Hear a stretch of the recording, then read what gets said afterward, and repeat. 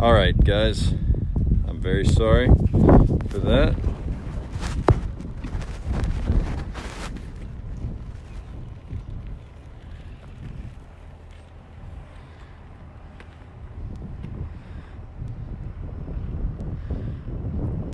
All right, sorry about that, everybody. Between windscreen and gimbal and a few other things, and this all being new every time is a little bit different, but I think we've got it. We've got some people coming back in, so I'm very sorry for the technical challenges. We have, hello Kestrel and everybody.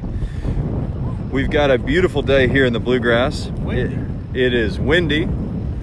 Could not be prettier. Windy. We're walking out in the field of barn 7, which is our second batch of mares and foals. In here we've got about, what do we determine, 4 mares and foals? 4 mares and foals. Good morning, everybody. Today is March the 30th. It's a great day of birthdays here in Thoroughbred Racing. It's a birthday shared.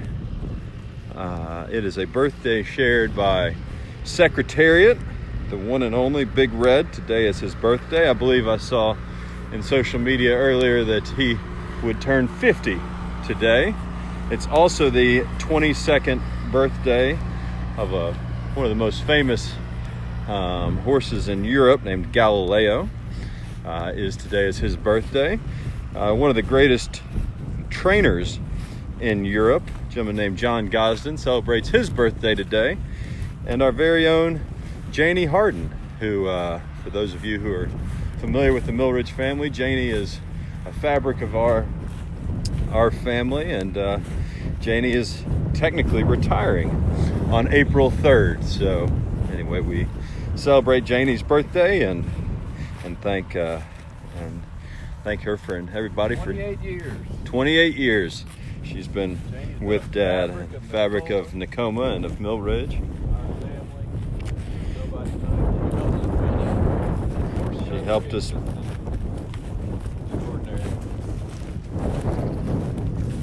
How's our wind, babe? Yeah. How's the sound? Can you all hear us very well? Not too bad. It appears that we're okay. So we're walking out. We're walking out towards, again, our second batch of mares and foals. You can see all the purple flowers and the clover here. The fields are coming. So these mares and foals, again, they were born kind of at the beginning of March. So born at the beginning of March, they were born, just to remind, all of our foals are born in barn 5, our foaling barn. As prey animals, horses are typically born at nighttime in the cover of darkness, where they feel safe. The next morning, we've got a foaling team, and led by Mark Richardson, our general manager. So he attends all the foalings. And so after they're born, the veterinarian comes. We've also got a bell, and then it's all under Lori's team at barn 5. And the next morning, the veterinarian comes and inspects the foals to make sure that they're healthy and safe. And then they'll be turned out into a small paddock with just their mothers. And so they'll spend their initial day outside for about 5 or 6 hours, at which point they're building their strength and learning what it's like to be with their mom. And so they're turned out for the first with just their mother for about 5 to 7 days, and then they will be buddied up with another similarly aged mare and foal. So after doing that for another 5 to 10 days, then they'll be turned out here into the bigger field. And so here in this field, there are these 4 mares. The one with the white face, both mare and foal, who ran by us, was the mare's named Zia, and the foal's name, his father is Into Mischief. The dark bay that ran away by us was a mare named Ron Rhonda, and her foal by Gormley. And that's an Oscar Performance foal there, running by us with her mother Russian Symbol. And this is a Carpe Diem, Seize the Day, and the mare is Will of the West. Yeah, they aren't used to seeing us coming through, so they're like, "What are you guys doing?" They're more interested at the moment in Clover and not as much in us.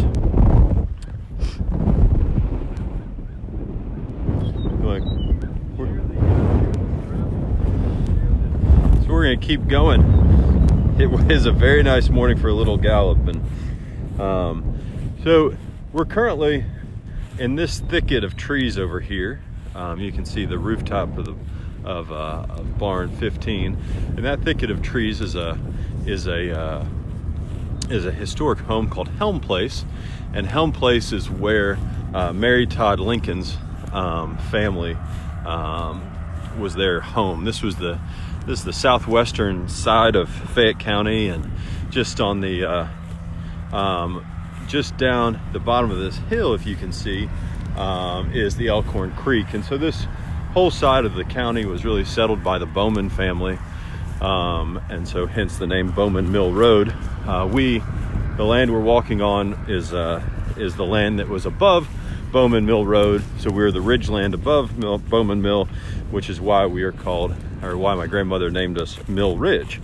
And so this land that was in Mary Todd Lincoln, who is Abraham's wife, and her family, was put into something called the Purchase of Development Rights Program with the Lexington Fayette County government. And so the family, the generation that passed about 10 years ago, had sold the development rights of this land so that it would be preserved as green space. And the justification for it is, one, the open space, and two, also food production. So the federal government actually puts matching dollars into a program to help the city purchase the development rights of this land.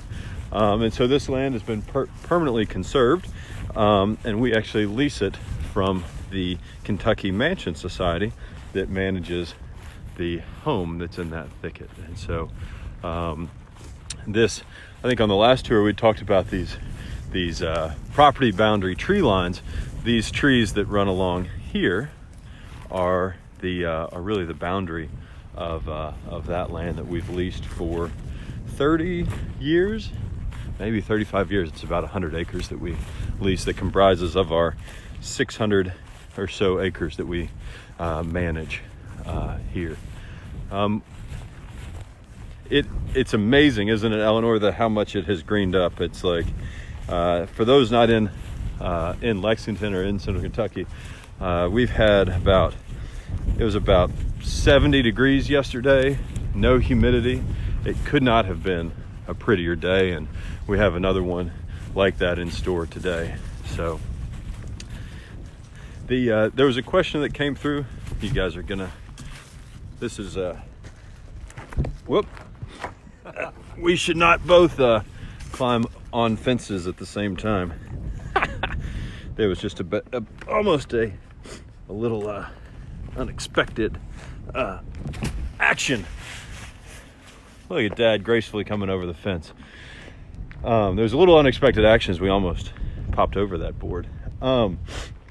Anyway, there was a question about whether or not we roll bale our muck. We do roll bale our muck. What that means is the barns have stalls on opposite sides, and in the mornings when you come out, or when if there are horses that are in the barns overnight, we'll turn them out, and then we will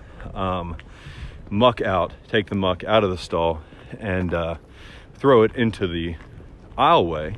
And in the aisleway, we will put it in what's called a windrow. And the reasons it's called a windrow, I'm not sure, but we'll then have a baler ride over the muck, and it puts it into a roll bale. So if you've ever driven through or seen a big bale of hay in a field somewhere, the result of roll baling is that the hay looks like that. And so it's a lot easier for us to then have it hauled away, as opposed to taking care of here on the farm. We don't have the land, which I know sounds silly to many. We don't have the land to really process the muck. Those that have a lot of land will take it and they will chop it up and flip it over and chop it up again and make compost to be spread over fields or gardens, etc. Yeah, so these mares standing up over here, if you see those, they are mares that were barren last year, meaning they were not pregnant last year, and they are pregnant. Most of them are pregnant for this coming year. And so this is their herd here, looking at us curiously. And now we're going to walk through this field that we were in for our last tour, and this is our oldest batch of mares and foals. I think you can see the red barn on the hillside is Sheikh Mohammed's barn for our friends at Godolphin. I don't think that they're doing virtual tours, but I think that they've got a wonderful YouTube channel and a terrific library of footage. So if you're out exploring the virtual engagement for Thoroughbred Farms, be sure and check out Godolphin. They've got lots of great stuff on YouTube, etc., and on their Facebook pages. I want to thank, since we've been doing these virtual tours, we've had about nearly 300 people engage and start following us here at Mill Ridge on Facebook. So thank you all for joining us. And again, we love doing this because we hope that we can create just a little bit of escape while everyone is safely quarantining at home and quarantining in place, and as we all work to overcome this coronavirus. We hope that we can provide you all just a little something to engage. And we very much feel that we are stewards of this land and of these animals, and so it is our opportunity to really share them and share the land with you. So we enjoy doing so, and please let us know if there's specific things you're interested in learning more about, or if there's anything in particular that we can share. We would love to. So we're walking down towards the barn in front of us is actually barn 2, and that barn is for yearling colts. You can see at this stage the mares and foals are all pretty well spread out here in this field. I think we're looking towards later this week keeping the mares and foals out all day. Eleanor, I will do my best to put them on YouTube. I'm not sure how to do that, but I'm more than happy to look into it and figure out how to do it. But thank you for the tip. So these mares and foals are currently still up at nighttime. The weather is still just we've come last week, if you remember, it was just kind of cold and rainy until the very end of the week, and so but we're hoping this week to get the mares and foals turned out all night, and then they'll be brought up in the morning for just a little bit of time before going back out, as our weather has finally started to really hint to spring. I was laughing with my dad talking about what we did yesterday, and we spent most of the day, our family, out in our yard, and it was one of the first times I've ever really noticed and watched as the trees really came to life in the spring. And so anyway, you're watching that as well. These fields have totally transformed in the last week or so since we started doing this and walking and sharing. Let's see. So You might share how the different groupings kind of, when you combine different groups of horses together into this one field, they still haven't all come together as one herd. right. So this is our oldest batch of mares and foals, and so they would have, the mares would have been together kind of at the very end of their pregnancy in the foaling barn together, and then they would have had their babies, and then they would have been gone through and been turned out as couples, and then they've been in this field for about a week and a half or so, and so they still are, as you can kind of see, so kind of spread out throughout the field. It also, I take their spreading to be a great level of comfort. They're spread out because they don't feel, they find protection in the herd. And so when they're kind of tightly bundled, I feel like they're either maybe more fearful of something, but here they're very spread out because I think they feel very safe, and it's a beautiful day for doing what this foal is doing over here, which is having a little sun bath. I watched a question come through about Millridge and Keeneland. So Millridge was founded by my grandmother and I guess great-grandfather in 1962. My grandmother, Alice Headley Chandler, is the fourth daughter of a gentleman named Hal Price Headley. Hal Price Headley was a Kentucky farmer who at age 19 his father had a stroke, and he came back from college to run about 3,000 acres of farmland in central Kentucky, Beaumont Farm and La Belle Farm. It was in the mid 1920s. He had my grandmother. She was born in 1926. Again, she was his fourth daughter. He'd had three daughters with his first marriage, and then his first wife passed away, and he remarried my grandmother's mother, named Genevieve Malloy, and they had my grandmother, and then shortly thereafter had her sister Patricia, and then about 10 years later had their brother Price, or I guess he went by Hal Price Headley Jr. Anyway, so Hal Price Headley was instrumental in the breed of thoroughbreds in breeding a horse named Tom Fool, or I'm sorry, named Meenow, who's the father of Tom Fool, who's the father of Buckpasser. So his contribution to the breed of horse was really this horse named Meenow, who was named after my grandmother because she always wanted his attention. She would say, "Me now, pick me up now." Interestingly, Meenow was the son of a horse named Pharamond II. So for the pedigree people in the audience, what Hal Price Headley had done is he'd gone to Europe. There was arguably one of the most famous sires of thoroughbred racing is a horse named Hyperion, and Hal Price Headley went to Europe and acquired a horse named Pharamond, who was a full brother to Hyperion. And Hal Price Headley and Bull Hancock and a number of others were going to Europe to sourcing some of their genes and bringing those genes over to America to cross with their mares and mares. I think much the way that that cycle happened again in the 1980s with people like John Gaines going over and recruiting some of the most famous European horses to come to Kentucky to stand stud.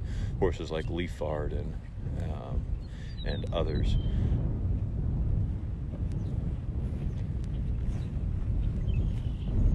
Who's that, Dad? Will of the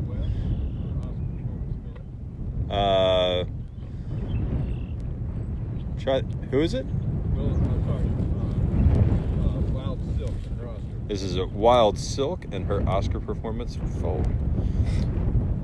It's a great question, Joanne. How hard is it to bring them in from the large fields? At this age, the mares are very, they're used to the routine.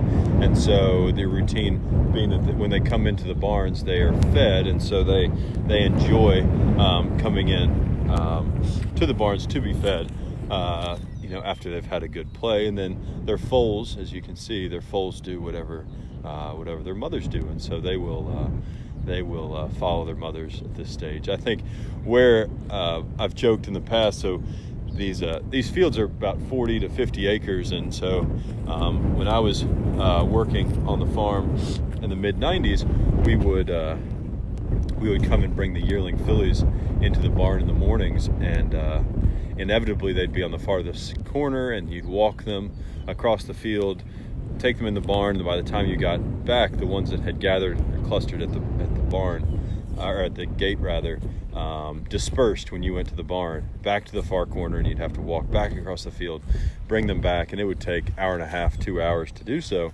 And then a couple years ago, we started turning out some retired mares who were in their,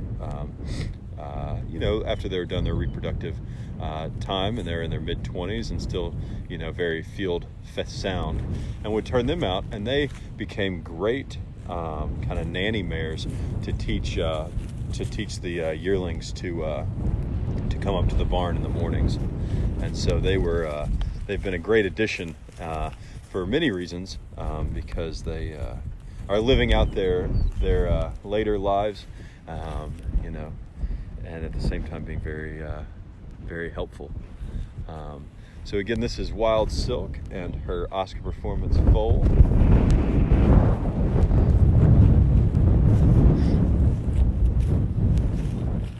That's right, Austin. We used to run Fords before John Deere's. And I think mainly because Fords were blue and John Deere's were green. So I don't know if anyone else in the audience learned their colors by the colors of tractors. I think Internationals were orange, and Massey Ferguson's were red, and Fords were blue, and we were a Ford family.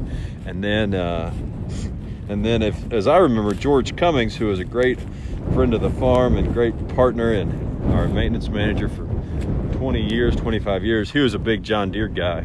And so when George came, we started moving to the green of the John Deere, and haven't looked back.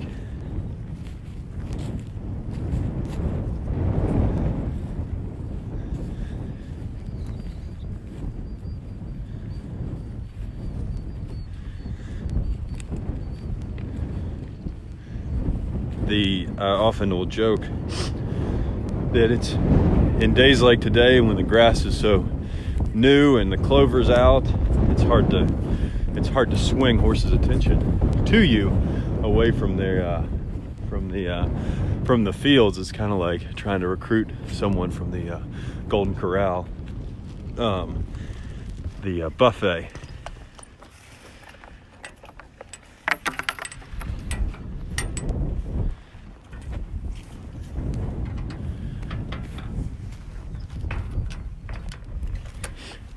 So I guess I was in the midst of talking about Keeneland. So Hal Price Headley's contribution to the sport was this horse Meenow, who again was the father of Tom Poole, father of Buckpasser, etc.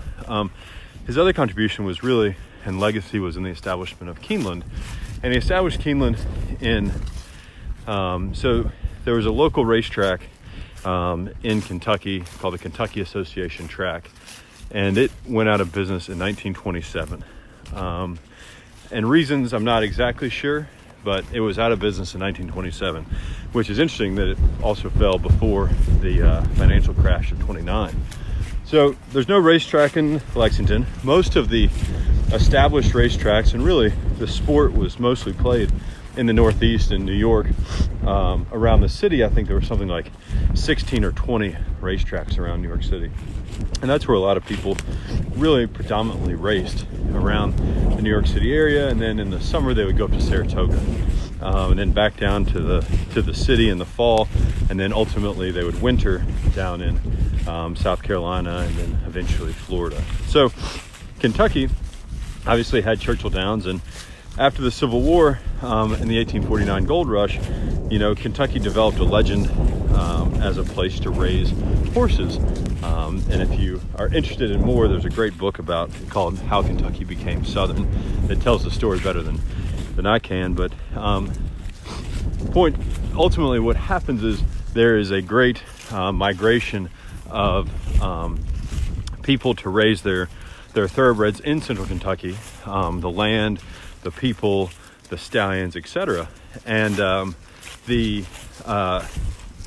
which is when our family gets engaged with really raising horses, because we had been mainly tobacco farmers and did some cattle and corn, and then horses were really a pastime. And it was a way, I like to say, that my great-grandfather was able to kind of compete with the Northeasterners and beat them at their game, because this game is so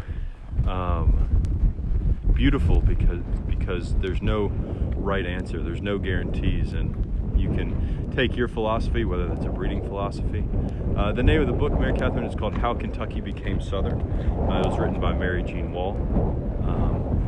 But what's so powerful about horses is you never know, because you don't know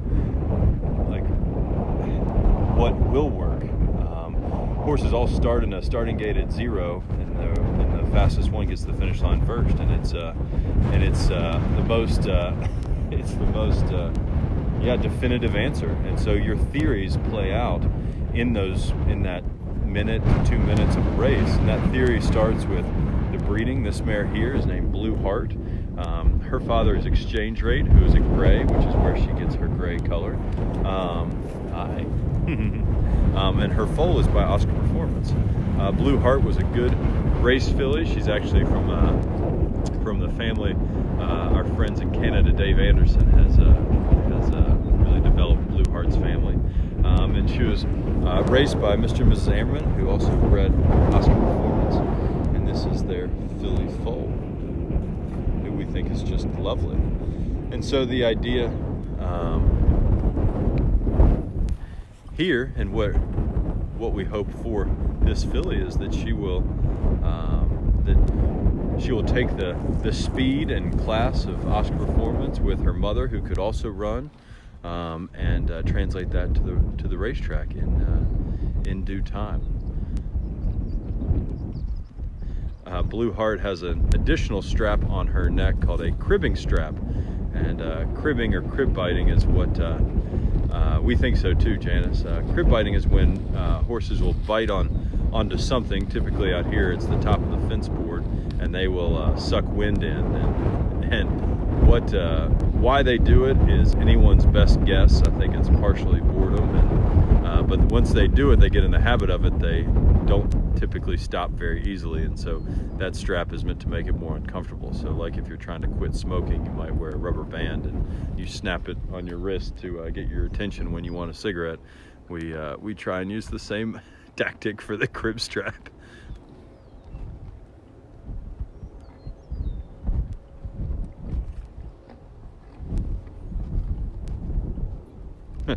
It's a great question. Do the foals copy their mother's cribbing habits?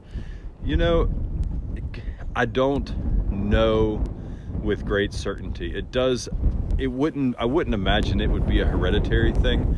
I find that horses will start to crib oftentimes when they're at the racetrack and they're more bored. So it's hard to know if it's hereditary, if the foals observe it and want to imitate it. They do often imitate a lot of things that their mothers do, so that would make the most sense. But I think as much as anything, it's a curiosity. Foals are just like little kids, and they're very curious about their surroundings, and so they will imitate their mother's actions and grazing and everything else. You're right, Shirley. We do like to spoil our mares.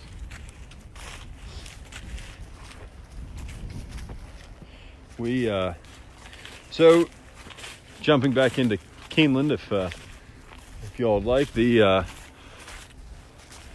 Hal Price Headley started in 1932, so now it's now we're a few years into the Depression, and in 1932 he rallied a group of people, of local Kentuckians, to say, look, we're Central Kentucky, we're the foundation of the thoroughbred breed and in the country, and we don't have a racetrack here to race our stock. And so it's an opportunity for us to establish a model racetrack that was done for the community of Lexington, and also for the breed of thoroughbreds. And so 1932 he worked to develop plans and develop a prospectus to raise money to establish what would become Keeneland. The story that I have been told is that he went to the Whitney family and said to the Whitneys, you know, this is what we're going to try and do. They had a big farm here in out Paris Pike in Lexington, and he said, we're going to try and raise $1 million. And Mr. Whitney said, I love your idea, Price. I'm here to write you a check for $1 million. And Hal Price Seeley said, you know, I appreciate that, but I don't want $1 million from you. I need 1,000 from 1,000 people, because this isn't something that is going to be easy, and it will require support from a lot of people. And so he raised the $1 million from 1,000 people, and struck a deal with Mr. Keene, Jack Keene, and started building Keeneland. Keeneland, the clubhouse area, was actually Mr. Keene's house, and he sited the racetrack. Mr. Keene, who was building a private racetrack for himself to train his horses, and so he sited the racetrack facing west so that you could, you want to go this way? So that he could watch his horses train in the morning and not look at the sun. Now, we race in the afternoons, and so when you go to Keeneland, you oftentimes will get a little sun kiss because of the staring at the sun, watching the horses race. So we currently, Jonathan Mitchell is our maintenance manager now. George Cummins retired about 15 years ago or so. So Jonathan is our maintenance leader now, along with Randy Cusick and the team. Jonathan's been with us for 35 years, is a big part of our family. Can really do anything, like so many on the team. So I've shared about the yearling fillies. We're now actually in a yearling filly field, and if you can see way in the distance underneath that clump of trees is barn 3, where these yearlings reside. And this is inevitably where you would pick them up in the mornings and have to walk them all the way back to the barn, and then come back, walk all the way back to here, and take the next batch in. So as you can imagine, it would take plenty of time to do so. And now that we've turned out some older retired mares with these fillies, they're much better behaved. Dad, you want to cut up and see the young mares and foals in barn? Yeah. 7.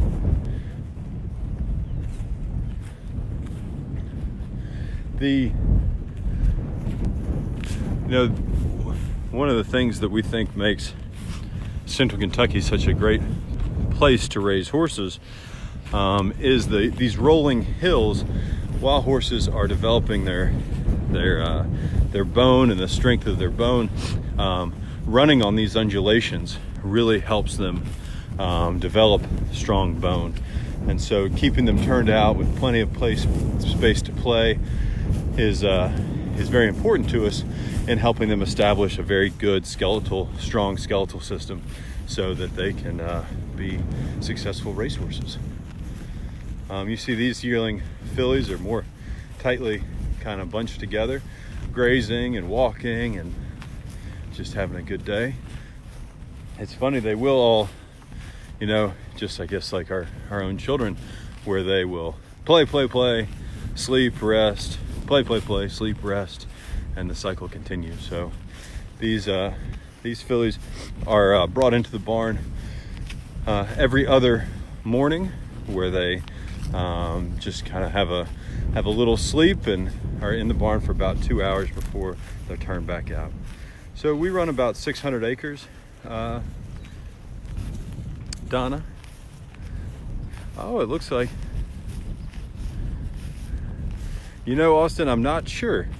I think actually, if you work at Central Equipment, Chops or Jonathan may be able to confirm, but I think George got us onto the John Deeres by my memory, and the reason why I'm not sure, but it was prior to George. I know we had Fords, and then we moved over to John Deere sometime in the mid-90s.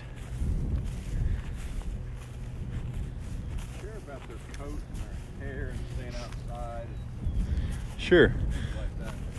So, we keep horses turned out throughout the winters. For those not from Kentucky, here we'll get a good hard winter freeze. We'll get snow, and we'll keep the horses turned out because they really adapt to that winter. They grow a very good full woolly coat, protect themselves and keep themselves warm. And so we find that by keeping them out, it allows them to naturally develop that coat so that they can stay warm in the wintertime. As we're starting to get into springtime, and as the grass is changing and the days are getting longer and warmer, you'll find that they start to shed that winter coat. And so by the springtime, or late spring and summer, they'll be in a very kind of slick coat that we will groom them to help them shed their coat. We use a variety of brushes, curry combs and regular brushes to help them shed their coat. And then we will, and what we're trying to do, again, if I couldn't tell, she was very fast if you're on at the beginning of the tour. One of the mares was very dappled. What dapples are, they're kind of these spots that are in the on the horse's coat that are the same color as their coat. They look like spots. I think actually we're going to come over the little rise here and see the mares and foals that we started with. And anyway, this one mare has great dapples that I noticed when she was running by. It is the dark bay. Yeah, so It's not- it's Ron. Ron Ronda had big dapples. We drove. They ran by the first time. And Gormley, filly foal, owned by the Mosses, Zenyatta. So this is the same batch of 4 mares and foals that we started with. But now seeing us on this side of the fence, they might be a little more inclined to come for a visit.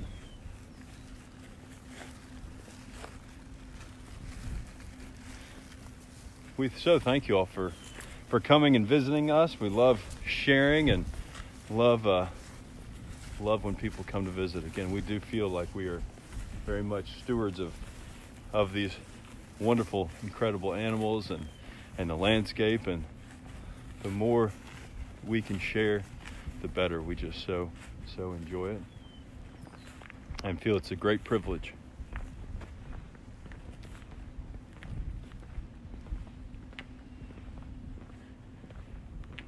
We're gonna pop over and see this. So this mare and foal, Smart shopping, I think. is it Smart Shop Maybe not. or Postscript?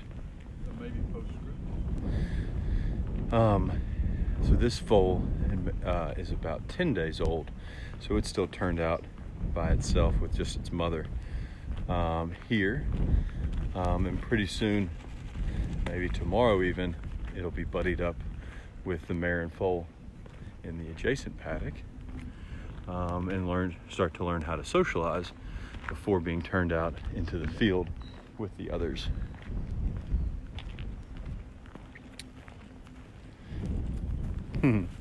So when my wife Beth and I first moved back, these paddocks weren't here, and it was one big paddock that actually my grandfather had raised chickens in, and we decided that it'd be good to have a vegetable garden, and so we made a big vegetable garden here, which, if you've never raised vegetables, which we had not, taking on a 4-acre vegetable garden was a bit of an ambitious idea.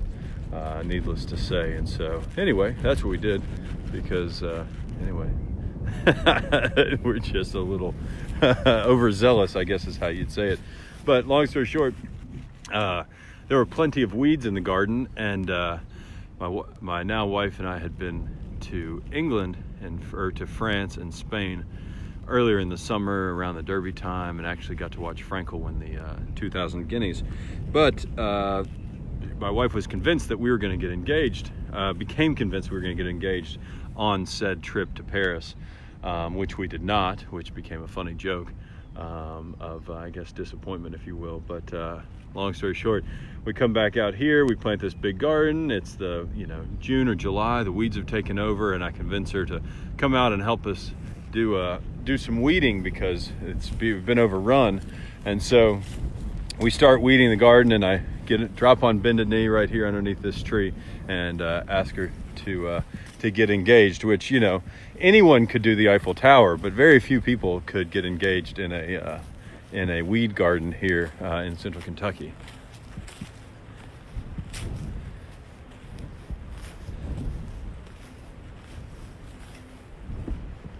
Yeah. This mare is seasoned. I'm gonna try and zoom it. Yeah. This is seasoned in her Temple City foal. So seasoned is by Pulpit, and then this guy is by Temple City.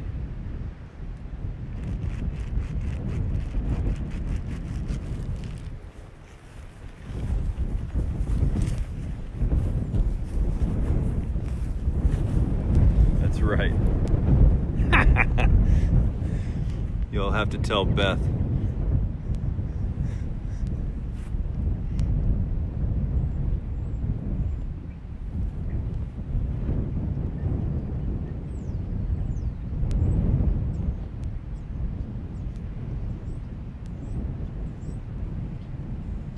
I don't know if you can, I'm sorry if I can't zoom in enough, but seasoned, has some great dapples. Feeling good, the mare's feeling good. And again, as you can tell, Dad has a bag of carrots next to me and can't get her attention because clearly the grass is so tasty right now. And her foal is curious. Hi.